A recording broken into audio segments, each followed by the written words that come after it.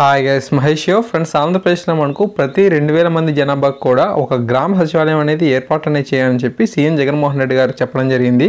అంతేకాకుండా ఈ యొక్క ఏర్పాటు విషయంలో ఎంత మాత్రము రాజీ పడే అవకాశం అయితే లేదని చెప్పి కూడా తెలపడం జరిగింది.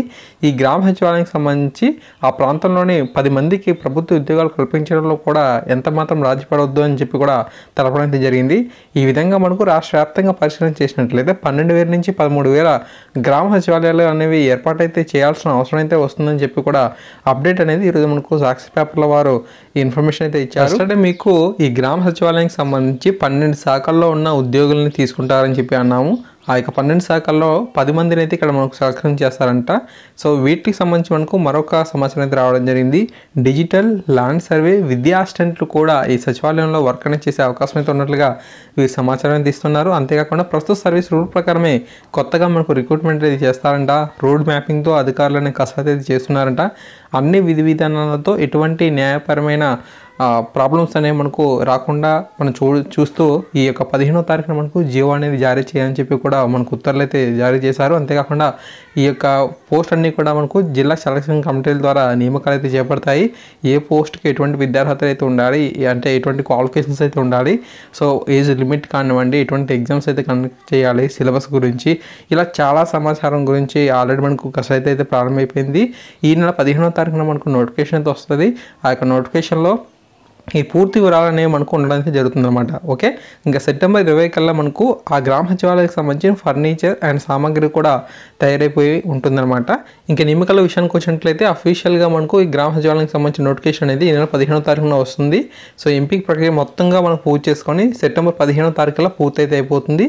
సెప్టెంబర్ 15 తర్వాత మనకు నియామక పత్రాలు అనేవి మనకు ఇస్తారు. ఓకే, తర్వాత మనకు గ్రామ సచివాలయ ఉద్యోగులకు బ్యాచ్ల వారీగా మనకు శిక్షణ కార్యక్రమాలు అనేవి సెప్టెంబర్ 16 నుంచి సెప్టెంబర్ 23 వరకు కూడా కొనసాగుతాయి. ఓకే, నియామక పత్రాలు ఇచ్చేసిన తర్వాత సెప్టెంబర్ 16 నుంచి 23 వరకు కూడా మనకు శిక్షణ అనేది ప్రారంభమైతే అవుతుంది. తర్వాత పూర్తి స్థాయితో ఫర్నిచర్ అండ్ ఎక్విప్మెంట్ కూడా ఆ యొక్క గ్రామ సచివాలయంలో ఏర్పాటు అనేది సెప్టెంబర్ 20వ తేదీకల్లా సిద్ధమైతే అవుతుందని చెప్పి అంటున్నారు.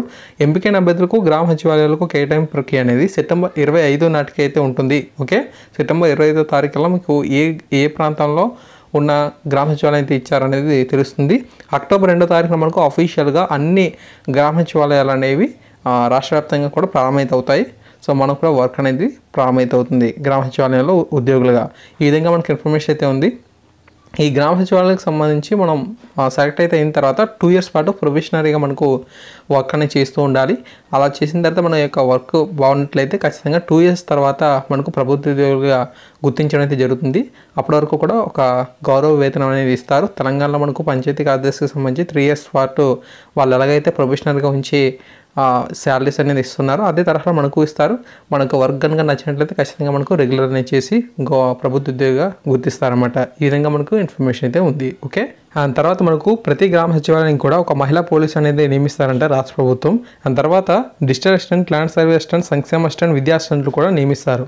ఈ విధంగా మనకు రిజర్వేషన్ ప్రకారమే అత్యంత పారదర్శకంగా మనకు ఎగ్జామ్స్ కండక్ట్ అనేది చేస్తూ ఎటువంటి న్యాయపరమైన చిక్కులు కూడా రాకుండా ఈ యొక్క వేకెన్సీస్ అన్నిటిని కూడా భర్తీ అనేది చేయడానికి రంగం అయితే సిద్ధమైంది. సో ఫ్రెండ్స్, చాలా కాంపిటీషన్ అయితే ఉంటుంది. మీ అందరికీ కూడా మన యొక్క ఛానల్ తరపున ఆల్ ది బెస్ట్. ఎటువంటి ఈ యొక్క అప్డేట్స్ కనుక ఈ గ్రామ సచివాలయానికి సంబంధించి కానీ లేదంటే గ్రామ వాలంటీర్కి సంబంధించి కానీ వచ్చినట్లయితే మీకు అందిస్తూ ఉంటాను. కొత్త వారైతే దయచేసి ఈ వీడియోని లైక్ చేయండి, సబ్స్క్రైబ్ చేసుకోండి, మీ యొక్క అభిప్రాయం కింద కామెంట్ సెక్షన్లో తెలియచేయండి. Thank you guys, thanks for watching this video.